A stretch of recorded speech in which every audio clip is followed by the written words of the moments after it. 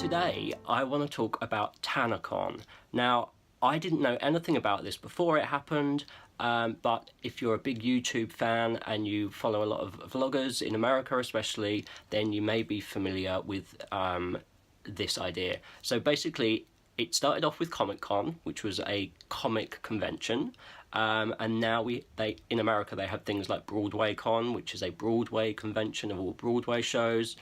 And now they have VidCon, which is like a YouTuber convention where famous YouTubers get together and people can meet them, and there are like talks and panels and events.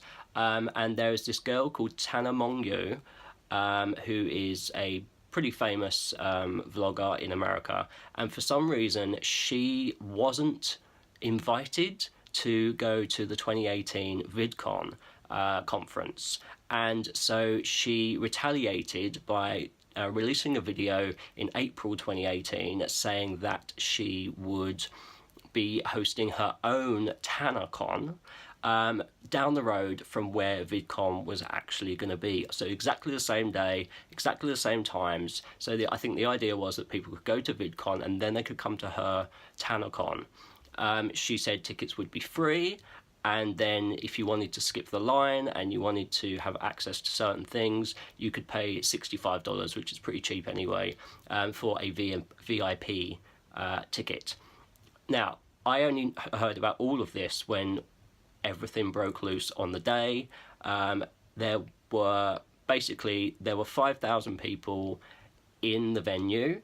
It was far too much, and there were people being carried out in stretchers, and there weren't enough security guards to keep everything okay. They had tens of thousands of people queuing up outside the venue in the boiling hot sun, getting sunburn. There was no food, no water, and inside was just carnage from all the videos that I've seen. Now, there's a YouTuber called Shane Dawson. I will link below to his channel.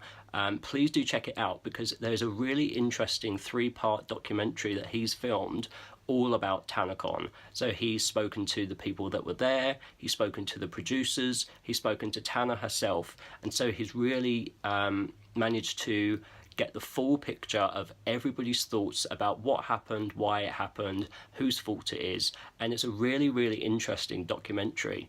But I just wanted to give you the bare bones of the issue. So within the video, we find out that there were indeed 5,000 people at the event.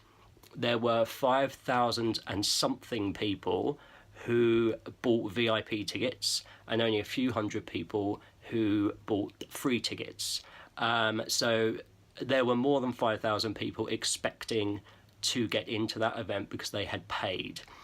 Now, the actual contract with the venue, according to Shane's video, says that the maximum capacity at that space was 1,000 people.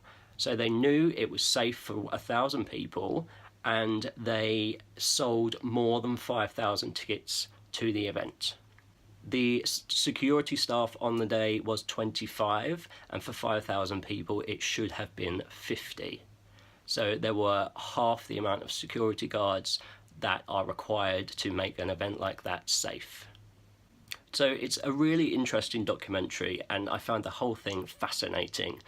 So do go over and watch it, because it gives a really insightful overall view on everyone's opinions. You know, do you blame it on the producers?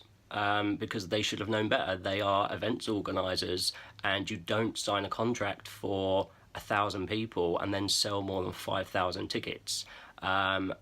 Do you blame Tana because she knew what was happening? She knew they were selling more tickets than they should, but you know, she's a YouTuber, not a business person. Are these people going to ever get their money back? There's more than $300,000 of ticket sales, and nobody knows if that's going to be returned to anyone.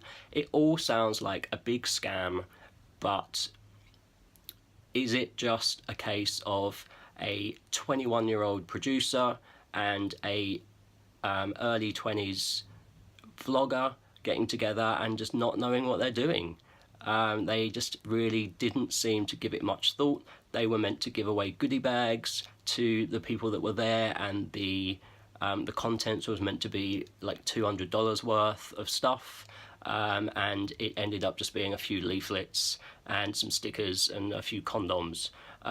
So there was nothing in it. It was just really bad organisation, but it's a really interesting documentary.